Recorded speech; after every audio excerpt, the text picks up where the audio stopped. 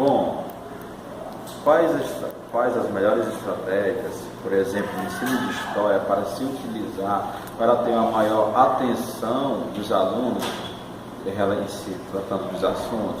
Bom, o que eu posso dizer é que no começo, aqui, nos nossos encontros com os estudantes, eu fazia sempre a questão só da parte da oratória. Colocava principalmente, a metodologia principal era esquemas de aula no quadro, os meninos só ficavam acompanhando. Só que eu via que havia um distanciamento muito grande entre principalmente a participação dos alunos com o conteúdo dado, uma indiferença muito grande. Aí, sem dúvida alguma, ajudaria no pouco o resultado do Enem, resultados com pouca insatisfatórios, no caso, resultados insatisfatórios.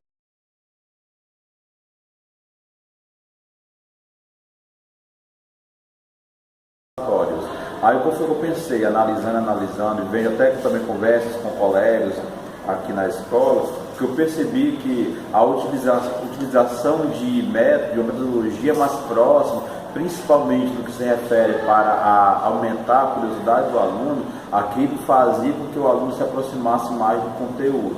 Como, por exemplo, a partir da utilização de vídeos, como também de imagens, eu percebi que havia uma aproximação bem maior dos alunos com o conteúdo dado. Por exemplo, se você for falar a questão do Império Romano, quando eu colocava, por exemplo, imagens sobre gladiadores, imagens sobre as corridas romanas, os meninos, a questão da curiosidade aumentava demais. Isso eu percebi na hora, por exemplo, até mesmo da participação em sala de aula. Se você for falar para a questão do preconceito racial de África, que é um tema tão utilizado hoje, principalmente no campo das ciências humanas, a metodologia principal serão principalmente os debates em salas de aula. E comparando, por exemplo, os tipos de escravidão e se tratando de africanidade, quando a gente vai falando sobre isso. Se eu estiver falando, por exemplo, no sentido de falando sobre a Segunda Guerra Mundial, instigações que também aumentam demais a curiosidade do aluno e, consequentemente, a participação e a aproximação com o conteúdo dado, e sem dúvida alguma, com a assimilação do conteúdo, foi a questão, mais uma vez, de vídeos, como também de conceitos que instigaram a questão principalmente da curiosidade, como também agora a palavra que não está me vindo na cabeça, a questão principalmente da intencionalidade daquilo que está acontecendo. Aí principalmente eu acho que para trazer uma aproximação maior com os alunos é tentá-los colocar de uma forma mais, até mesmo dinâmica, no sentido de uma participação maior dos alunos por conta dessa questão dos conteúdos. Nesse caso, assim, Oscar, que a estratégia ela exige mais comprometimento do professor, porque exige novos planejamentos, exige uma nova ideia e exige também que você saia da sua comodidade para encarar e encontrar novas metodologias de trabalho.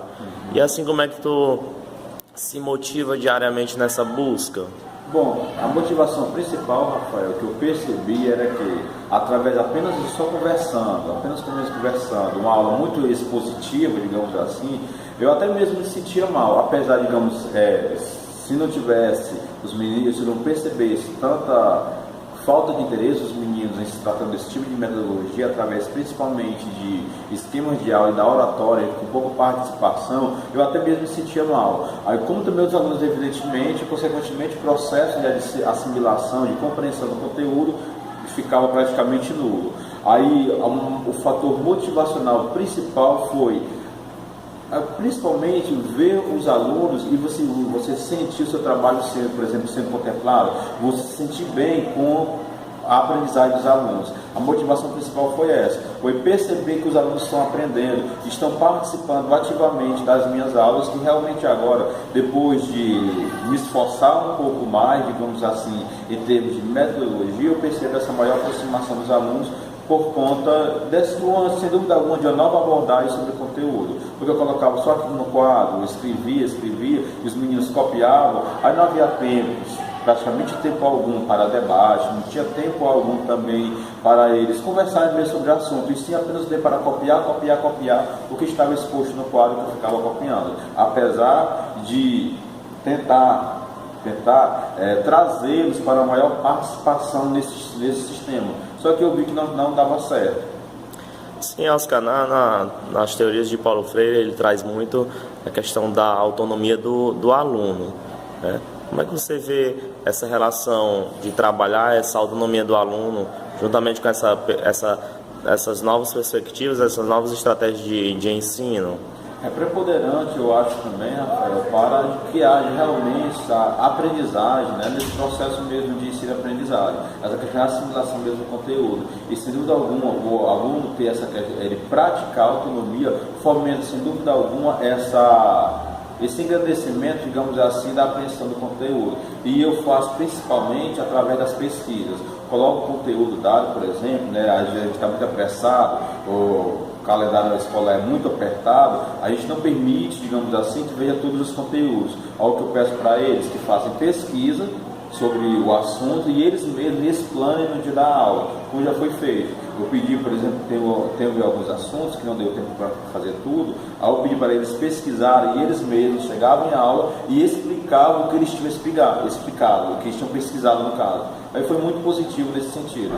É você praticar principalmente a pesquisa, porque o aluno pesquisando, ele lê, ele aprende, ele apreende. E quando ele apreende, aí também vem um outro fator motivacional, é expor aquilo que ele aprendeu e apreendeu, no caso. Tudo bem, Oscar. Muito obrigado pela sua participação. Eu que agradeço. Disponha sempre.